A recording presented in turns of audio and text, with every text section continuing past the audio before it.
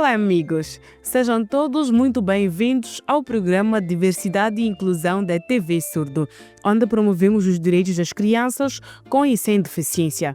Como dissemos no início, temos 5 sessões deste episódio e este programa é o terceiro.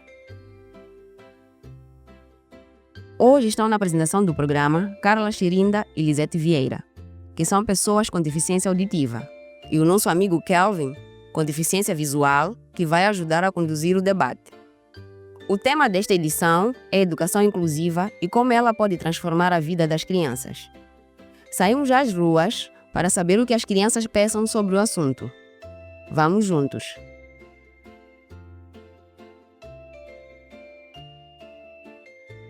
Na minha opinião, educação inclusiva tem a ver com um local onde tem crianças especiais ou com deficiências. Sim. Educação inclusiva é como incluir os alunos com deficiências e os alunos sem deficiências. Eu acho bom, porque assim podem se ajudar. E eu acho que isso é bom para as escolas, porque eles não vão sofrer dificuldades. Eu acho muito bom, porque ajuda a não termos desprezo com os outros colegas com deficiências. E eu acho que todos nós deveríamos apoiar a isso, por exemplo, das rampas aqui nas escolas, que isso auxilia. Acabamos de ouvir vários depoimentos dos nossos pequenos sobre educação inclusiva. Agora, vamos conversar com Kelvin, que moderou um debate muito interessante com alguns convidados especiais, a tia Helena, o tio Antônio e o tio Rui, que compartilharam suas experiências e opiniões sobre o tema.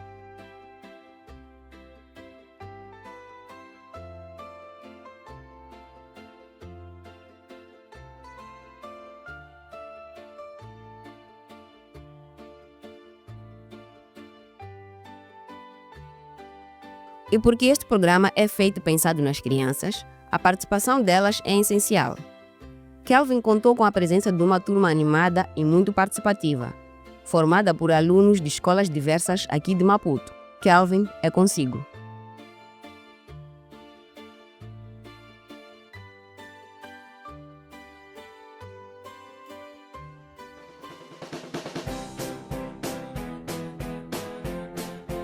Olá amiguinhos, olá amiguinhas, estamos de volta a mais uma edição do programa Diversidades e Inclusão, o programa infantil da TV Surdo. Hoje vamos debater sobre educação inclusiva. Contamos conosco alguns tios no painel e uma plateia que nos vão fazer entender sobre o que é educação inclusiva. Obrigado, boa tarde meninos. Eu sou Helena, professora e membro do Secretariado Nacional Executivo da ONP. Meu nome é Antônio Nhantumbo, sou presidente da Associação dos Deficientes Moçambicanos, ADEMU. Chamo-me Rui Rodrigues, trabalho no Ministério da Educação e Cultura, exatamente na Direção Nacional do Ensino, na Direção Nacional da Educação Inclusiva. Sou formado em Psicologia, na vertente das necessidades educativas especiais. Ora bem, começamos com o tio Rui, no painel. Quais são as políticas públicas que o governo tem implementado para facilitar a educação inclusiva em Moçambique? Existem muitos documentos. Um dos documentos é a política de educação.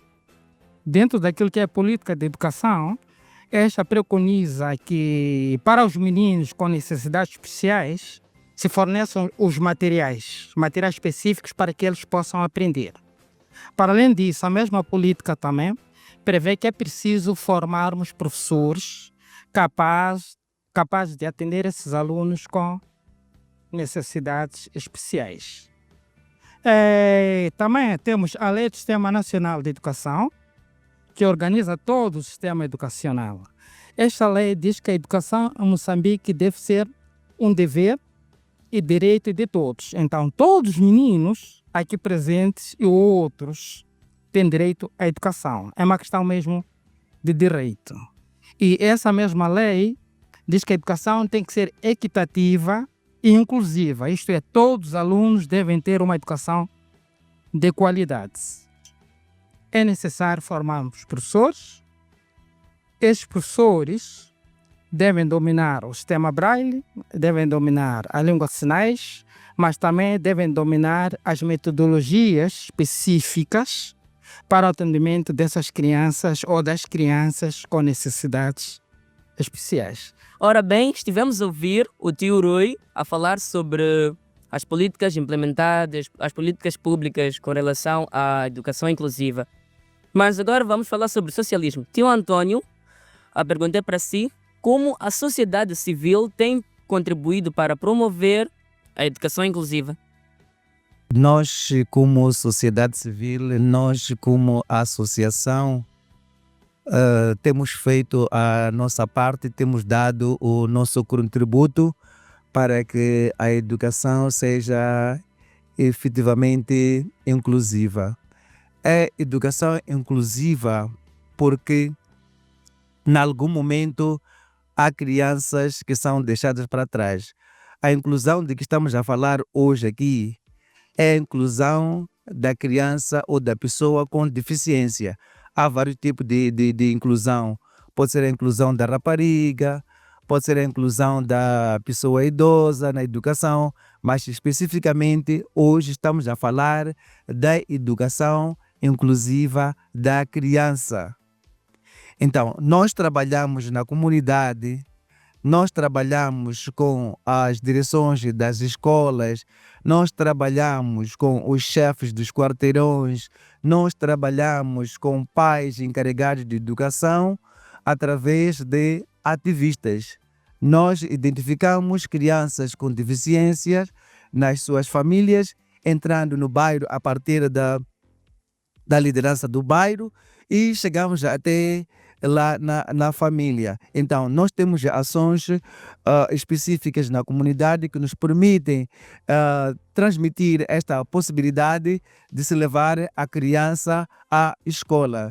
Há famílias que não têm noção daquilo que é a educação inclusiva, pensam que uma vez a criança ser com deficiência, pode ser uma deficiência física, pode ser uma deficiência intelectual. As famílias, algumas delas, deixam a criança em casa, pensam que ela não tem direito de ir à escola. Então nós, como associação, nós, como pessoas com deficiência, influenciamos essas famílias através de contacto com as mesmas famílias, para que estas saibam que é possível, a possibilidade de levar a criança à escola.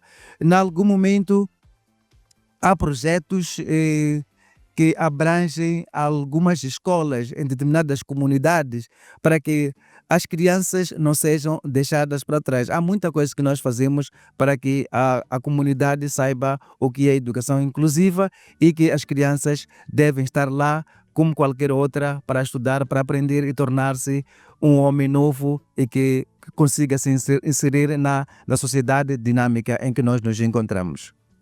Ora bem, estivemos a ouvir o tio Antônio, mas agora vamos ouvir a tia Helena. Tia Helena, como os professores estão a ser preparados para conviver em sala de aulas com crianças com deficiência? Quanto à formação dos professores, naquela altura, quando nós fomos formados, não havia aquilo que estamos a assistir na formação atual. Há pouco tempo nós fomos visitar um instituto de formação do professor na cidade de Inhambane. Conversamos com os formandos e falaram de tudo que estão a aprender, incluindo a criança com necessidades educativas especiais. Para dizer que este processo está a evoluir muito, ou esta matéria, a inclusão de todo tipo de criança, independentemente daquilo que a criança é, as suas necessidades. Hoje em dia, os centros de formação estão trabalhando nesta matéria, que é para quê? O professor sair da formação já com conhecimento prático como lidar com crianças com necessidades educativas especiais. nessa matéria, de facto, está sendo acautelado a nível dos institutos de formação de professores. Ora bem, estivemos a ouvir os tios no painel, mas também temos uma plateia conosco e vamos ouvir deles. Amiguinhos e amiguinhas, como tem sido estudar em ambientes com relação à educação inclusiva? Se tem sido bom, se tem sido fácil, se tem sido complicado? Vamos ouvir de vós de como é estar em uma turma inclusiva. Estudar numa turma inclusiva é muito bom, porque os colegas, quando têm alguma dificuldade, e nós aproximamos para eles conseguirem explicar, ditar apontamentos. E é muito bom estudar numa escola onde é que tem inclusão, onde é que todos, não importa a necessidade do menino ter, todos brincam quase com meninos com deficiência visual. Muito obrigado. Eu quero dizer que estudar numa sala com pessoas que não têm deficiência, que não têm nenhuma deficiência, não é fácil. Não é fácil porque tem meninos que estão ao nosso lado. Podemos fazer uma pergunta do que a professora escreveu aí no quadro. Não são todos que respondem de melhor forma. Outros meninos rejeitam. Quando você pergunta, cala. Quem te responde às vezes é quem tem coração de verdade, ou é quem pensa. Porque às vezes tem aquilo de eu não falo com pessoas que têm deficiência. Falarem eles entre eles, ou que temos um outro tipo de deficiência. Vim da escola primária da CUP e queria dizer que educação inclusiva permite que todos nós tenhamos uma boa educação, independentemente da raça. E eu quero falar de educação inclusiva, que permite que todos nós podemos aprender, independentemente da raça, da cor, das características, das diferenças ou das necessidades. Estar numa escola inclusiva é bom, é muito bom, porque permite-nos brincar. Além disso, as pessoas costumam nos tratar da mesma forma, os professores ensinam, escolhem, nos tratam da mesma forma e os colegas também brincam conosco. Aliás, eu me sinto uma pessoa normal quando eu estou com eles, eu não me sinto uma pessoa com deficiência. Para mim, já é normal. Estivemos a ouvir a plateia, mas também o painel não fica de fora, não é? Agora, a pergunta para os painelistas: quais são os maiores desafios na execução da educação inclusiva? Obrigado. Há muitos desafios. Primeiro, é preciso o professor na sala de aulas conhecer bem o seu aluno, conhecer as suas necessidades, não é? Para poder controlar e trabalhar bem com este aluno. Quando o professor recebe a formação pela primeira vez, não pode ser fim de tudo, né? Tem que haver o quê? A formação contínua para poder lidar com essas situações que surgem dia após dia durante a nossa vida. Para dizer que é um grande desafio a formação contínua dos professores. Eu já falei no início que nos institutos agora já está previsto lá o programa dos formandos aprenderem para poderem sair com a formação sabendo que lá na sala de aulas vão encontrar várias crianças com necessidades educativas especiais. Mas também um grande desafio, a família tem que trabalhar com o filho a partir de casa em todas as maneiras. Por exemplo, podemos falar da própria educação. A educação parte de casa. Muito bem. Tio Rui, mais uma questão. O que é que precisa mudar para que realmente, em nível nacional, tenhamos educação inclusiva? Temos que partir do princípio que a educação inclusiva é um processo. E para que tenhamos uma educação inclusiva efetiva, é necessário que formemos, é necessário formar mais recursos humanos, professores, conforme eu dizia, pessoal administrativos. E, para além disso, falar da educação é um bocadinho complexo, porque a educação não começa na escola, a educação começa na família. Antes do aluno ser incluído na escola, deve ser incluído na família, deve ser incluído na comunidade e depois deve ser incluído na escola. Então, o grande desafio, mudança de atitudes por parte da comunidade, mudança de atitudes por parte da escola e formação de recursos humanos.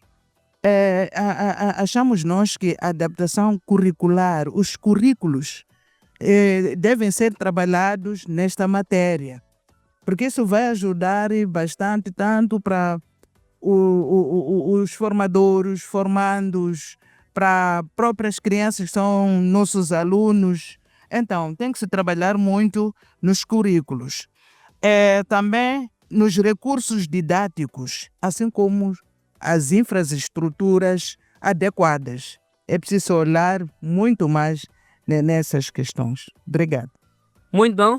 Tio Antônio, a questão é para si. Que experiências podem ser usadas como um bom exemplo sobre educação inclusiva? Há várias experiências que nós podemos partilhar. Nós temos vindo a trabalhar com as comunidades. Na comunidade é onde nós encontramos escola. Na comunidade é onde encontramos família. Na família é onde encontramos a criança com deficiência e não só.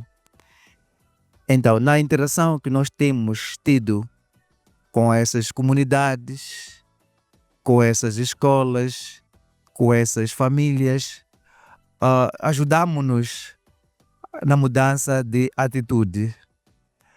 Há crianças ou há famílias que não aceitam que o seu filho, conforme eu mencionei no início, que seja levado à escola.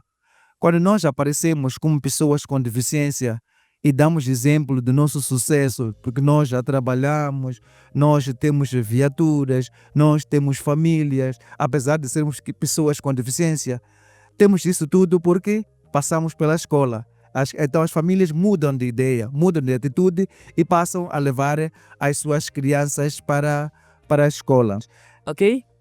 Muito bem, estivemos a ouvir o tio Antônio falar sobre as boas práticas com relação à educação inclusiva, mas não devemos só nos limitar ao painel. Chamamos agora a plateia para fazer algumas perguntas aos teus painelistas e nos dar as respostas sobre o que entenderam ou o que estão para entender com relação ao tema. Eu chamo-me Ricardo Nhaxengo e a pergunta vai para todos os tios. Eu gostaria de saber quais são as medidas que estão a ser tomadas pelo governo e pela sociedade no geral referente à inclusão, não simplesmente na escola com pessoas com deficiência, porque felizmente já temos tido esse privilégio de termos escolas que permitem com que pessoas com certas deficiências sejam incluídas lá no ensino. Mas nós também precisamos saber quais são as medidas que estão a ser tomadas pelo governo e a sociedade no que se refere à inclusão dessas pessoas no ramo profissional e formação profissional. Nós, a nível do Ministério da Educação e Cultura, temos centros de recursos de educação inclusiva, que são uma espécie de laboratório de inclusão. Esses centros têm como tarefa ou atribuições capacitar professores em exercício. Dentro desses centros nós damos aquilo que se chama cursos profissionalizantes. Para além dos meninos aprenderem algo do programa, do currículo, eles aprendem algo que é o saber fazer. Na nossa sociedade há muitos que têm racismo. Quando verem aquele menino que tem deficiência, não corresponde, dizem que vamos lá não brincar com aquele, vamos lá ficar nós sozinhos. Em relação à discriminação, nós não vamos dizer que vamos remover essa discriminação na sociedade. O importante é a pessoa com deficiência ter autoestima.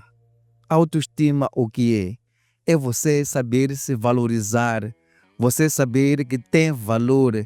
Onde e como é que você ganha esse valor? Onde e como você ganha essa autoestima?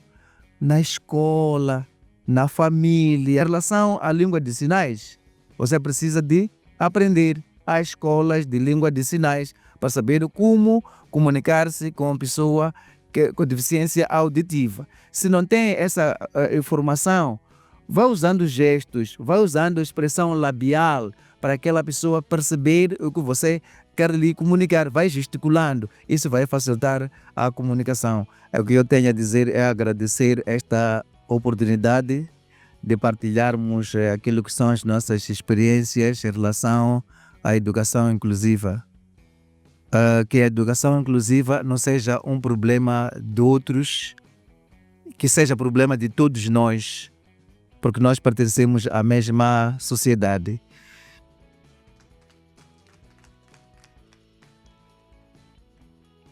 Primeiro, agradecer à TV Surdo pelo convite. E foi muito bom ter interagido com os meninos. A melhor coisa que vocês podem fazer na vida é estudar. A única tarefa que vocês têm, meninos, é estudar. Devem estudar, estudar e estudar. Obrigado. Estivemos a ouvir no painel o tio Rui, o tio Antônio e a tia Helena. Chegamos ao final de mais um programa Diversidades e Inclusão. O tema de hoje foi Educação Inclusiva e até a próxima, daqui a 7 dias.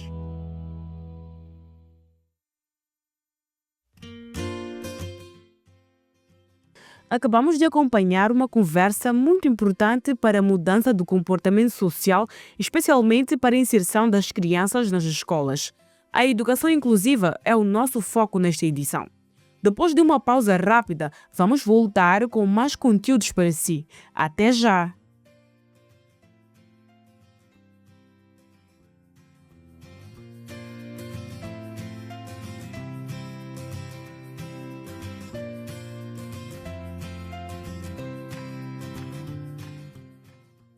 Olá, caro telespectador.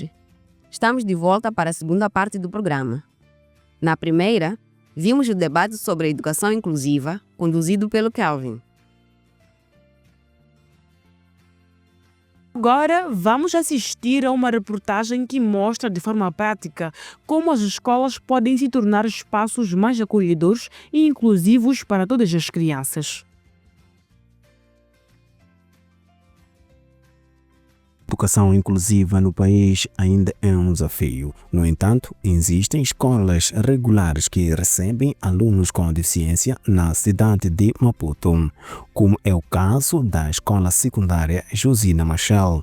Alunos surdos entrevistados pela TV Surdo destacam avanços com a presença de professor que entende língua de sinais dentro da sala de aula. Tendo intérprete na sala de aula acerca da educação inclusiva é muito bom, tem ajudado no aprendizado. Antes tinha dificuldades, por exemplo, não entendia, não tinha sinais, os professores não usavam língua de sinais. Eu penso que é melhor agora que estamos surdos só e tendo intérprete na sala. Eu estava na 8ª classe, aprendi sim. E lá comecei a entrar para a escola Josina Machel, numa turma com 20, e lá tinha poucos surdos e muitos ouvintes. Claro, quanto aos sinais fomos aprendendo com alguma dificuldade e depois entra o intérprete, ele ajuda-nos muito. Aí começamos a sanar as nossas dificuldades. Sofia Moisés é professora na Escola Secundária Josina Machel e trabalha com alunos surdos. Ela fala dos desafios. Não é fácil eu ter que entrar para a disciplina de matemática para poder repassar os conteúdos para os meus alunos. Primeiro, eu é que tenho que compreender. Então, eu é que tenho que compreender antes, ler antes, tentar preparar antes para depois conseguir repassar aos meus alunos. A falta de material didático nas disciplinas como Biologia, Geografia e História é um outro desafio para os professores que lidam com alunos surdos. Falta de material que está a causar uma dor de cabeça. Temos aulas que precisamos, na verdade, de material concreto para mostrar, para explicar, e não temos.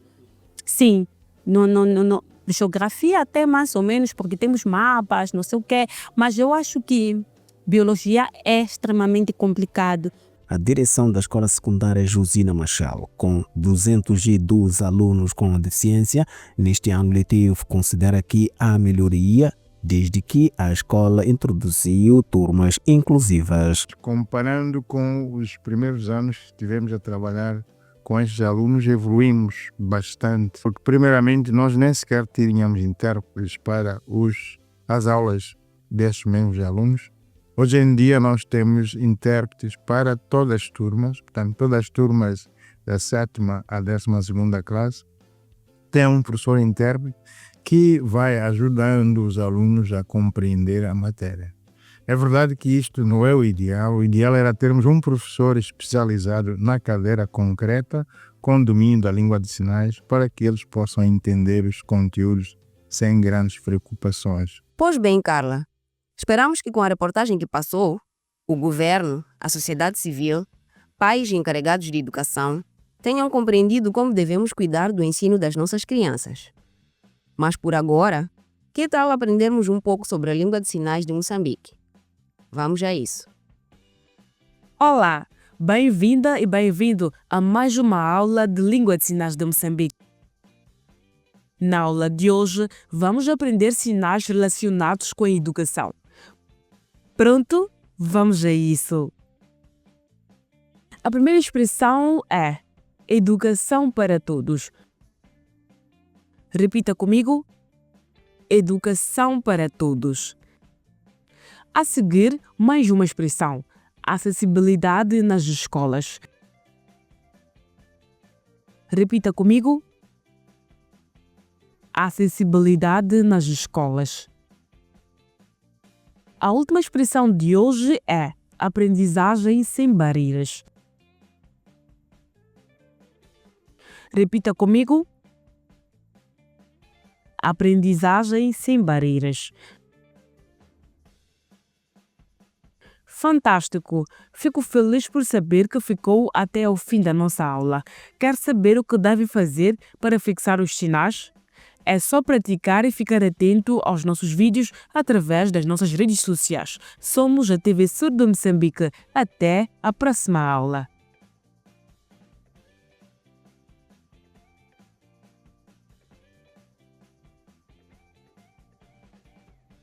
O nosso terceiro programa Diversidade e Inclusão termina por aqui e na próxima edição teremos mais um tema importante que afeta diretamente o dia a dia de muitas crianças e adolescentes com e sem deficiência. Sim, vamos falar sobre mudanças climáticas e suas consequências na vida das crianças. Uma vez que o nosso país tem sido assolado frequentemente por calamidades, quem sabe nesta edição aprendemos a nos prevenir.